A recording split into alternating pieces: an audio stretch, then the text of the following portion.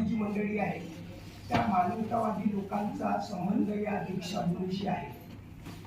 बाबासाहेब आंबेडकरांनी 22 प्रतिज्ञा दिल्या, त्यातली एक प्रतिज्ञा आहे की माझा इथं पुनर्जन्म होत आहे, म्हणजे नवा जन्म, पुनर्जन्म नाही, सॉरी, नवा जन्म होत आहे। म्हणजे आपली पैदाइश जे आज बौद्ध असतील त्यांची जन्मभूमी जर कोणती असेल तर नागपूरची दीक्षाभूमी आहे। आणि म्हणून ते दीक्षाभूमी जर सार्वजनिकरित्या बदनाम होत असेल तर त्या बदनामीपासून वाचवण्यासाठी आमचं काही योगदान राहू शकते का, आम्ही काही करू शकतो का, या संदर्भात आपण विचार करावा, यासाठी या कार्यक्रमाचं आयोजन आहे। मित्रांनो, दीक्षाभूमीच्या सुरुवातीला आता उल्लेख केलाय बाबू हरदास आवळे यांचं जीवन चरित्र आहे। बाबू हरदास आवळे यांचं फार मोठं योगदान आहे दीक्षाभूमीची जागा मिळवून देण्यामध्ये आणि त्या कार्यक्रमाचं आयोजन करण्यामध्ये। हा धम्मदीक्षेचा इतिहास ज्या गोडबोले साहेबांनी लिहिला त्यांचं योगदान त्या समारंभामध्ये आहे। अलीकडे आपण काय पाहतो, त्यावेळेस नारे लावायचे, म्हणजे आम्ही जेव्हा लहान होतो, बाबा साहब के 3 चेले गवई गाणार फुल गेले, म्हणजे हे विडंबन होतं त्यावेळेचं, म्हणजे जेव्हा जी जुनी मंडळी आहे त्यांनी ऐकलं असेल, म्हणजे 3 लोकांचं एक जे काही त्रिकूट होतं त्या माध्यमातून आजही 2 फॅमिली मोठ्या प्रमाणात गवई आणि फुलगेले या फॅमिली विषयी बोलल्या जातात।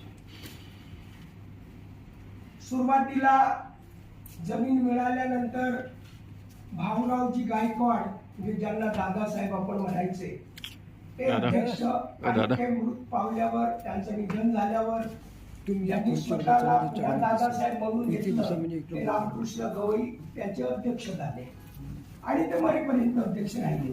आता काही लोक म्हणतात की त्याच्या संविधानात कशी त्यांनी व्यवस्था केली की मरेपर्यंत अध्यक्ष राहावं, आणि म्हणून कदाचित भंतेजी एकदम वयोवृद्ध असताना काहींना वाटलं असेल की लगेच 1-2 वर्षात जातील म्हणून त्यांना अध्यक्ष बनवलं। आता भंतेजी थोडेसे जीवट आहे, मग आता यांना परेशानी झाली, काही लोकांना परेशानी झाली, अरे येतो जा नाही रे।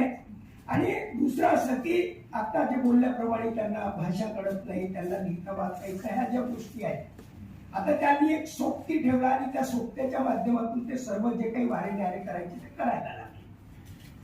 प्रश्न आता हा 2 पार्ट आता अलीकडे दिसायला लागल्या मागच्या 2 वर्षापासून, जेव्हाच नरेशजी बोलले की जेव्हा कॉलेजच्या व्यवस्थापनाचा आणि प्राध्यापकांच्या भरतीचा जेव्हाही प्रश्न आला तेव्हापासून या गोष्टी पुढे आल्या।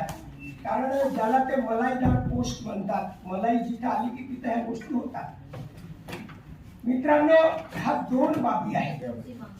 आपल्याला आंबेडकर कॉलेजमध्ये काय करते, म्हणजे माझ्या मते त्याच्यावर खूप काही कात्याकूट करण्यापेक्षा मात्र ते कॉलेज तिथं असल्यामुळे हे दीक्षाभूमी बदनाम होत आहे। ही दीक्षाभूमी बदनाम कशामुळे होत आहे, कॉलेज तिथे आहे आणि कॉलेजमध्ये अनेक प्रकार गैरप्रकार सुरू आहेत। दररोज वृत्तपत्रात रकानेच्या रकाने मीडियामध्ये येत आहेत। अशा वेळेस आपण पाहिलं असेल की नागपुरात अनेक शिक्षा सम्राट आहेत, आता त्यांना सम्राट म्हणा की काय माफिया म्हणा, मोठमोठे शिक्षण माफिया आहेत, त्यांनी मोठमोठ्या टेकड्या घेतलेल्या आहेत, शेकडो एकरच्या। मग ते मेघे असो, चतुर्वेदी असो, पांडव असो की मुलक असो, अशा प्रकारचे सर्व आपण या स्मारक समिती आणि एज्युकेशन हब जे आहे त्याच्यामुळे गल्लत होत आहे। थोडंफार एज्युकेशन हब म्हटलं की तिथं आर्थिक व्यवहार आले आणि आर्थिक व्यवहार आले तिथं मग हे वादविवाद या गोष्टी आल्या। म्हणून मोठं म्हणून माझी तरी ड्युटी, माझी तरी जबाबदारी मला वाटतं की शिक्षणाचं जे काही आहे हा भाग वेगळा वगळला पाहिजे आणि वेगळं केलं पाहिजे। दीक्षाभूमीच्या कॅम्पसमध्ये ते असू नये, त्यांनी दुसरी जागा मिळवून तिथं काय करायचं ते वाटेल एकमेकांचे कपडे फाडत बसावे करावे, आम्हाला दीक्षाभूमीचं पावित्र्य राहिलं पाहिजे। मित्रांनो, दीक्षाभूमी स्मारक समितीची जी कॉन्स्टिट्यूशन आहे त्यात 5 कमिट्या आहेत। आता 5 कमिट्यातली एकच कमिटी कार्यरत आहे आणि तेही 11, पहिल्यांदा 13 लोकांची होती, नंतर 11 लोकांची झाली, आता 9 लोकच तिथं आहेत. 8 लोक आहेत आता सध्या हयातमध्ये. 8 लोकांची ती कमिटी आहे. 3 लोक जे मेले त्या जागेवर यांनी 3 लोक घेतले. ते अजूनही गव्हर्नमेंटच्या रेकॉर्डवर आगलावे, मेश्राम आणि ते भंतेनाथ दीपकरे 3 नावं अजूनही गव्हर्नमेंटच्या रेकॉर्डवर चॅरिटीच्या आलेले नाहीत. म्हणजे 8 हयात असलेले आहेत आणि त्यातलेही एका साईडला 3, एका साईडला 5 अशा पद्धतीनं त्यांची त्या आपणात वाटणी सुरू आहे. अशा वेळेस जर ही कमिटी, दुसरं असं की यांचं संविधान म्हणते, कारण आपण संविधान प्रिय लोक आहोत, आपण बाबासाहेबांना मानतो. मग जे एखादी संस्था चालवायची असेल त्याचंही संविधान असतं, त्याची घटना असतं आणि त्या घटनेनुसार दर 5 वर्षांनी निवडणुका झाल्या पाहिजे. 5 वर्षांनी निवडणुका झाल्या पाहिजे. असं असताना मागील 10-11 वर्षापासून यांच्या कमिटीच्या निवडणुका झालेल्या नाहीत आणि अलीकडे एक गव्हर्नमेंटचा एक GR आला, राज्यपालांनी त्याच्यावर साईन केली, अध्यादेश आला आहे की 5 वर्षापर्यंत कुठलीही संस्था, तो 5 वर्षापर्यंतच्या कार्यकाल असेल किंवा कमी असेल तरी 5 वर्षापर्यंतच्या कार्यकालात त्यांनी निवडणूक घ्यावी, अन्यथा ती डिस्क्वालिफाय होईल. आता ही दीक्षाभूमी स्मारक समिती अधिकृतरित्या पाहिलं तर ही ऑन रेकॉर्ड डिस्क्वालिफाय झालेली आहे. यांना कुठलाही अधिकार नाही, बेकायदेशीर आहे. बरं, यांनी जर निवडणुका घेतो म्हटलं तर यांची ती अडचण आहे आणि यांच्याकडे ते एका साईडला 3, एका साईडला 5. मग हा अध्यक्ष बनतो तर त्याला काढलं म्हणतो, तो अध्यक्ष बनतो तर याला काढलं म्हणतो. तर या पद्धतीनं म्हणून तुम्हाला कॉन्स्टिट्यूशन मध्ये जे सांगितलं की 5 प्रकारच्या कमिट्या आहेत. व्यवस्थापन कमिटी आहे, सल्लागार समिती आहे, नागरिकांची समिती आहे, केंद्रीय समिती, अशा विविध प्रकारच्या. आजपर्यंत दीक्षाभूमी स्थापन झाल्यापासून आजपर्यंत त्यांनी कधीच या कमिट्या बनवल्या नाही. एकदा 20-25 लोक शहरातले काही लोक घेऊन एकदा कमिटी बनवल्याचं आठवतं, ज्यामध्ये भैयाजी सुद्धा म्हणजे सध्या त्या कमिटीतले आहेत. म्हणजे ज्यावेळेस एक कमिटी ऍडिशनल बनवल्या गेली होती, मग ते गोळघाटे सरस्वती असे अजून काही लोक आहेत, नागपुरातले काही नामांकित लोक त्यांनी घेतले होते. त्यानंतर मात्र ती कमिटी कधी झाली नाही आणि यांनी कधी त्या निवडणुका घेतल्या नाही.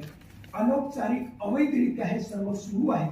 अशा वेळेस नागपूरकरांची ड्युटी आहे. म्हणजे कोहल्ला नुसतं करण्याचा अर्थ नाही, ठीक आहे, अंडरग्राऊंड पार्किंगला विरोध होता, आपण तोडफोड केली, जाळपोळ करून आपण ते थांबवलं. पण डेव्हलपमेंटच्या नावाखाली जर अदर्जा या पर्यटनाचा अदर्जा या स्मारकाला जर मिळाला तर अदर्जानुसार कुठली डेव्हलपमेंट झाली? इथं मुतारी आणि याची शौचालयाची व्यवस्था अजूनही पाहिजे त्या पद्धतीची नाही आहे. पाणी पिण्याची व्यवस्था नाही आहे. एकही गाईड नाही. तिथं कोणाला काही सांगायचं असेल, बाहेरची जर मंडळी असेल तर, किंवा विविध भाषेचे लोक जर आले, कारण 20-22 स्टेट असतात, हा त्या कमिटीत तो एक मुद्दा आहे.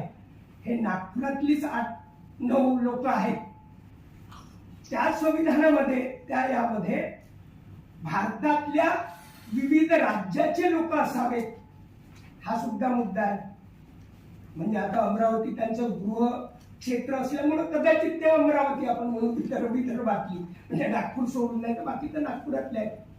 त्यावेळेस सुरुवातीच्या काळामध्ये काही वेगवेगळ्या साऊथचे सुद्धा लोक होते, त्यावेळेस होते, पण त्या काही त्यानंतरच्या त्या कमिट्या झाल्या नाही. म्हणून नागपूरकर म्हणून आपली जबाबदारी आहे, कारण सर्वांचे लक्ष भारतातल्या लोकांचे नागपूरकरांवर लागतात की नागपूरकर मंडळी थोडी सुज्ञ आहे, समजदार आहे, आंदोलनकारी आहे आणि बाबासाहेबांविषयी त्यांना एक आपुलकी आस्था आहे. अशा वेळेस जर एवढा भोंगळ कारभार होत असेल तर मग आपण काय केलं पाहिजे? बरं, यांनी मेंबरशिपचा ड्रा कधीच केलेला नाही. मी आज सांगतो, हे गणेशजी बोलताना 20-22 वर्ष आधी, म्हणजे जेव्हा गाणार साहेब मरण पावले त्या ठिकाणी त्यांच्या मिलिंदाची नियुक्तीचं जेव्हा प्रपोजल होतं त्यावेळेस, म्हणजे आधीपासून त्या गोष्टी होत्या म्हणजे मेला की त्याच्या पोरांना घ्यायचं, हे काय घरची घरगुती प्रॉपर्टी आहे का, बापी प्रॉपर्टी आहे का? ही जर समाजाची प्रॉपर्टी असेल, समाजाचे लोक घ्या, विविध क्षेत्रातले घ्या, विविध राज्यातले घ्या, विविध आघाड्यावर लढणारे लोक घ्या. तर आम्ही तेव्हा आक्षेप घेतला होता आणि नरेशजी, स्वतः मी, भैयाजी आणि अमन कांबळे आम्ही 4 लोकांनी 22 वर्ष आधी चॅरिटीला अर्ज केला होता की आम्हाला तुम्ही मेंबर बनवा. पण यांनी त्यावेळेस मेंबर बनवलं नाही.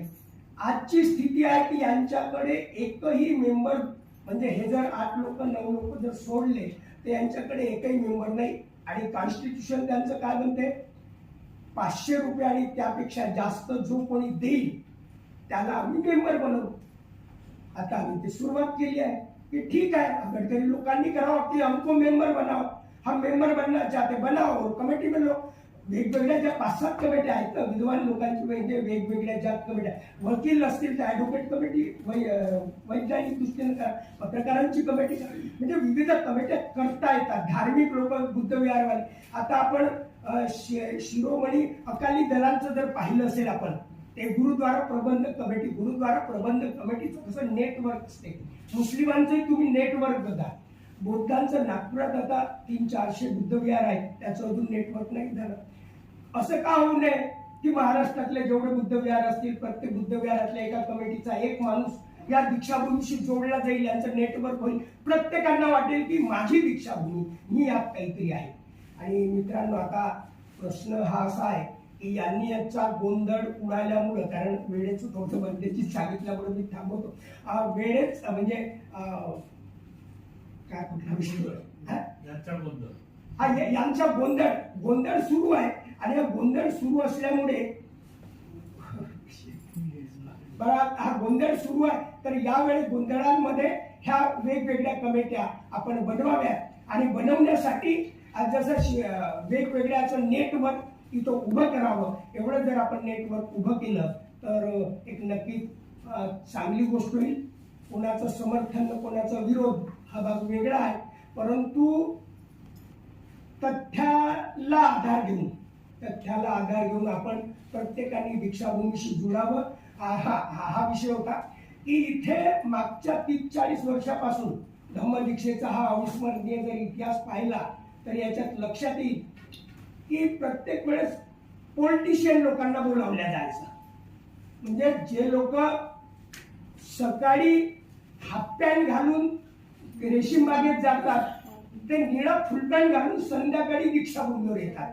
म्हणजे एवढा विरोधाभास असलेली मंडळी इथं आम्हाला बुद्ध आणि बाबासाहेब सांगायला येते. असं होऊ नये. परंतु तरीही मी एक उल्लेख असा करतो की 22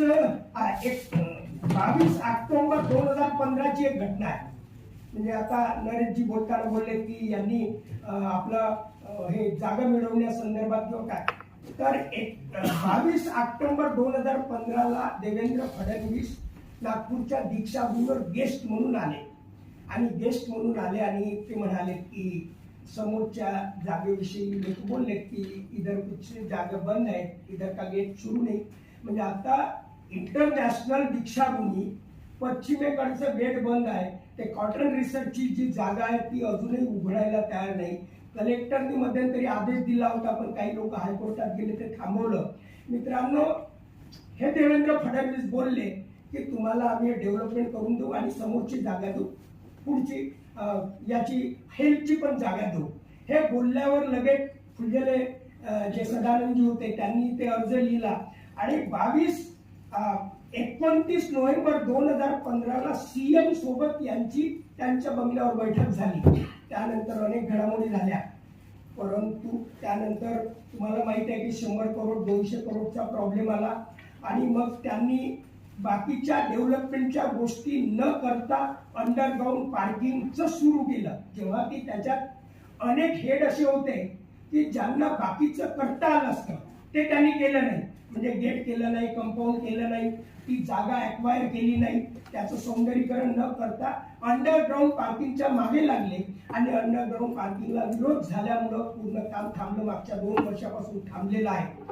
आपलं म्हणणं मध्यंतरी होतं, बहुजन मी बहुजन समाज पार्टीचा कार्यकर्ता म्हणून आम्ही मध्यंतरी आंदोलन केलं. आता काल परवा विविध संघटनांच्या वतीनं पुन्हा ही कॉटन रिसर्चची जागा मिळावी म्हणून मागच्या आठवड्यात काचीपुरा चौकात एक मोठं आंदोलन झालं सामूहिकरित्या. तर ही जागा द्यावी म्हणून म्हणजे गडकरी जे स्वतः खासदार आहेत, मंत्री आहेत, त्यांनी त्या मेट्रोला जागा दिली पण आपल्याला दिली नाही. ती समोरची जागा तिकडे अंडरग्राऊंड पार्किंग